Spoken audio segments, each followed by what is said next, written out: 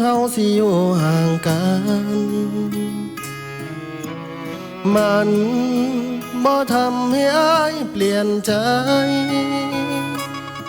หักจังใดก็หักคือเก่าเพราะห่างเจ้าความเหงาก็ทำงาน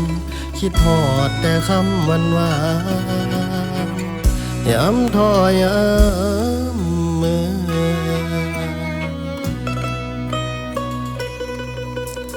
ขอบคุณหลายที่เจ้าโทรหาได้สบตาในจอมือถืออย่างน้อยๆได้เติมกำลังใจเป็นอะไรที่ใจสดชื่นระยะทางบ่เฮ็ดให้คืนหัวใจเฮาไกลกันหักแท้บ่แค่ระยะทางบ่มีหยังขวางทางใจที่อ้ายให้เจ้ามีอุปสรรคแนวใดอ้ายสิอดเอายามท้ออ้ายยังมีเจ้าเฝ้าคอยให้กำลังใจ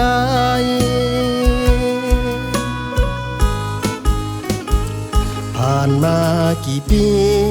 หักของอ้ายบ่เคยจืดจางหักแท้บ่แค่ระยะทางขอให้นางเจ้าจงมั่นใจอ้ายอยู่ทางนี้ตั้งตารอคอยวันกลับไปคิดฮอดคนของหัวใจจักเป็นจังใดคิดฮอดเหลือเกิน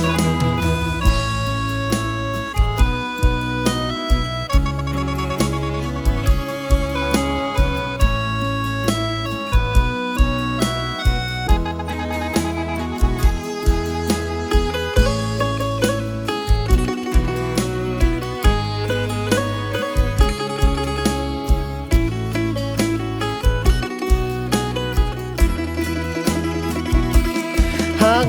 แท้บ่แค่ระยะทางบ่มีหยังขวางทางใจที่อ้ายให้เจ้ามีอุปสรรคแนวใดอ้ายสิอดเอายามท้ออ้ายยังมีเจ้าเฝ้าคอยให้กำลังใจ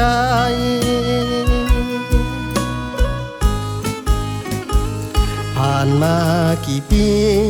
หักของอ้ายบ่เคยจืดจางหักแท้บ่แค่ระยะทาง